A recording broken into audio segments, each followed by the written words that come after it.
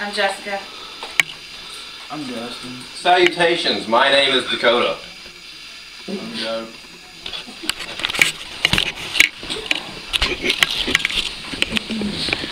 I apologize for that.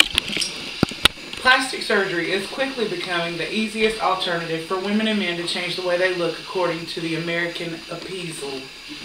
If your nose is too big, are your eyes not positioned right, are your breasts too small, or your stomach is too flabby, if you've said yes to any of these questions, then you may have considered plastic surgery at one time or another.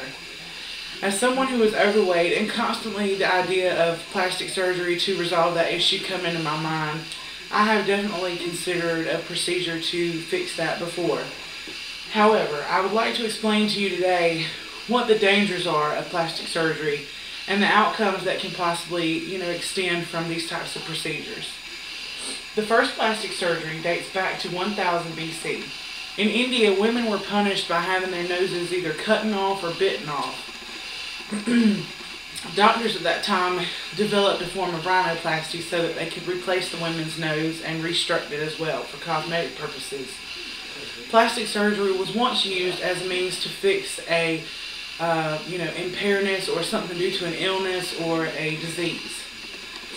This goes to show that since the beginning of time, women have always been concerned about the way they look, even if the desire stemmed from some form of punishment. In the 15th and 16th century, plastic surgery was used to fix abnormalities or side effects from diseases or illnesses. There was no anesthesia or pain medicine for these cosmetic procedures. There was no way to kill any infection that would possibly enter the body during these procedures as well. Most women either died from shock on the table during the procedure or from an infection that stemmed after the procedure was done. Needless to say, plastic surgery has come a long way since the 19th century. We now have technologies that make procedures completely painless and can even be outpatient procedures, which means you come and go in the same day. There are still many problems that are regularly addressed with plastic surgeries, though. There are physical dangers to having someone operate on a physical attribute that is not medically necessary. Not only do generic side effects occur, but also life-threatening instances can arise as well.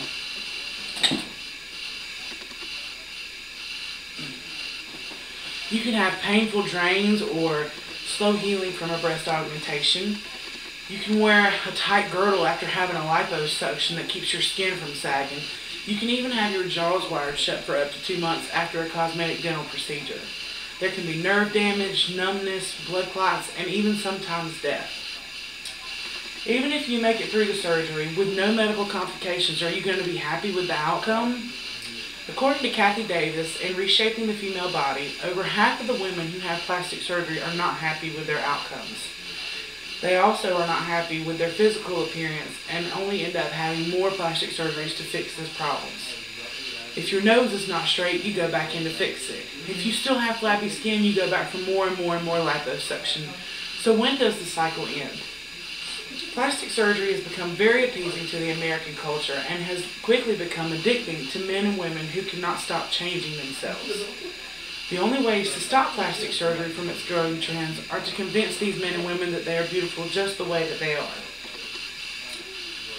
According to Jan R. Adams, the author of Everything Women of Color Should Know About Cosmetic Surgery, most people make sacrifices in order to appear more attractive and desirable. We adorn ourselves with paint, tattoos, scars, jewelry, unnatural hairstyles, and uncomfortable clothing since the beginning of time. Vanity, it would seem, is shared by all members of human race despite our differences.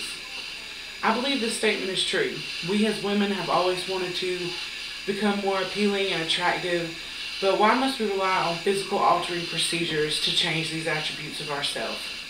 Shouldn't we be trying to boost our self-esteem and love ourselves the way that we were created?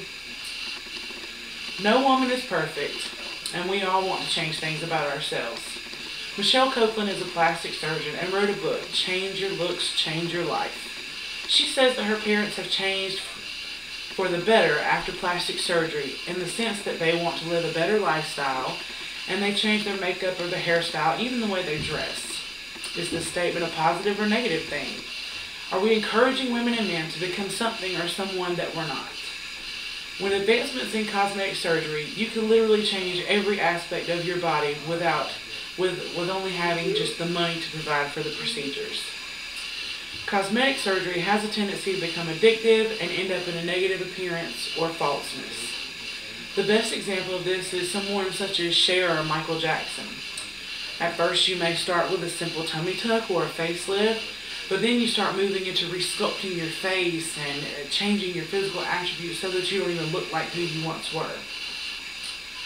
Would you ever really be happy with the changes that you've made?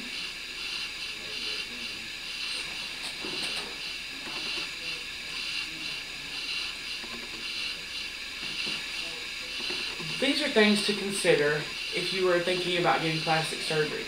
There are the dangers and side effects, the financial strain for the procedure, such as the money that it costs per each procedure, the recovery time that it would take to heal up, such as missing time from your job or school and your children and family.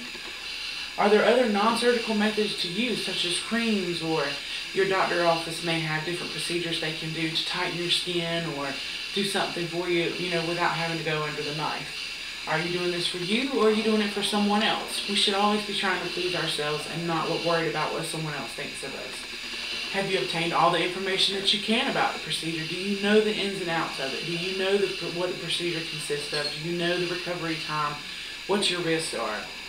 As I conclude this speech, I ask you to consider that we're all created in a perfect image, and we were meant to look the way that we do. We're not supposed to all be alike. I would love to lose some weight and be skinny, but I have a disease that causes me to be overweight. And some people don't think about that when they see me. In fact, my bone structure would not support a size 2 body frame. I just wasn't built to be that. So why should I go out and proceed with these procedures to make me someone that I was never meant to be? I am beautiful, and I have people in my family who love me and accept me for just the way that I am.